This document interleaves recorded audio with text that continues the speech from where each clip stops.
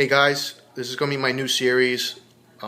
Just going over the experience I have, what I do to take care of this different fish and animals I have in my tank. Today I want to start off with, you can see here, my Hawaiian flame wrasse.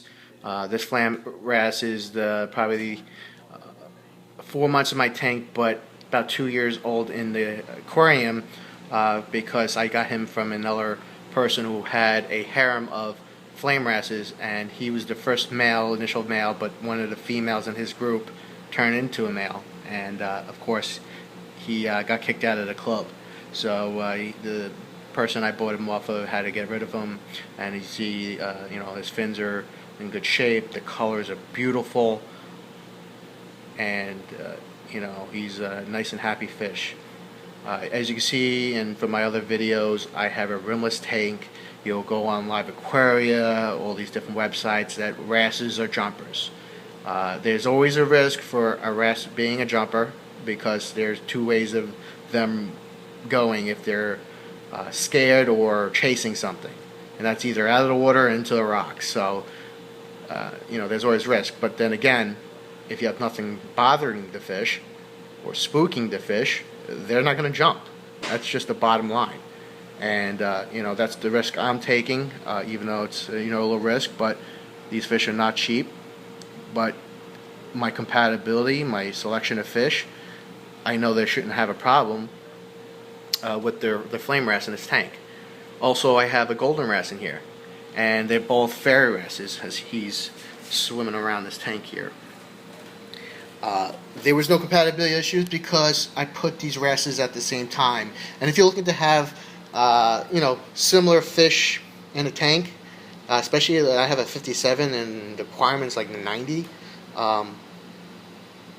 got to put them at the same time to have a chance, a better chance. I couldn't say that because every fish have their own personalities. You can put a fish afterwards and they work out, but then again it might not work out, because I had actually put a exquisite wrasse after this wrasse, and the flame wrasse was actually chasing the exquisite wrasse, and I actually had to sell the exquisite wrasse.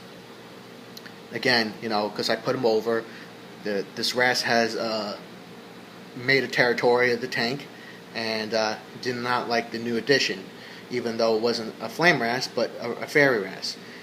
And you can see, I had a mystery wrasse in the past. They're more aggressive, I would say. They're just in the same line, the same genus as the 6-line wrasse, or a 4-line wrasse, or 8-line wrasse. They're the same family. And I find those wrasses to be more aggressive to other wrasses, but generally they'll leave other fish alone, but to their own type of fish, they will become more aggressive too.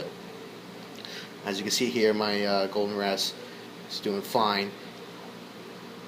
For food, I give him a fish chum mix that I put together, which includes Nutrimova, cyclopeas, mysis shrimp, bloodworms, rotifers, Rod's food, chopped krill, chopped squid, and they love to when I add ghost shrimp into the tank. He loves chasing those shrimp, and that's the only time he'll probably splash the surface, is when a shrimp comes to the surface and he's chasing it to eat it, but doesn't really come out of the water.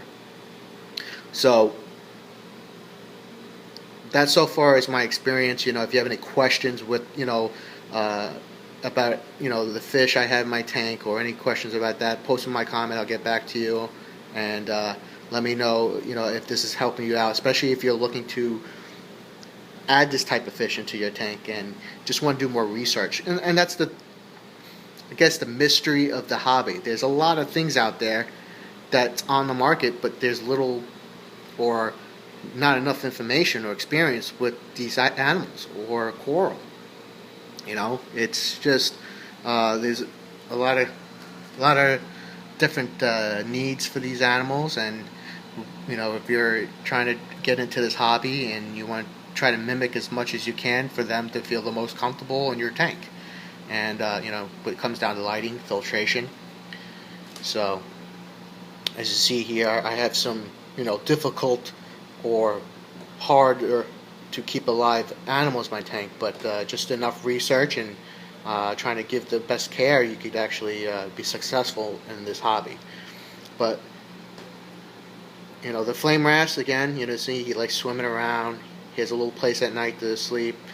Doesn't chase anybody, no one chases him, and he's just a happy fish in his tank because, the space he has, no one's bothering him. The different species I had. I mean, I did play around, and I always play around with compatibility because, I do have 14 different animals in my tank. And as you can see here, there's another animal I have, is my dwarf golden wrasse. And he's doing fine in this tank.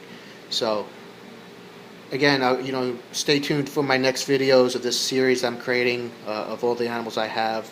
Let me know what you think. But, I do have a lot of success and a lot of experience with playing around these fish. So, stay tuned and let me know what you think. And hopefully this helps you, especially if you're looking to get a flame wrasse in your tank.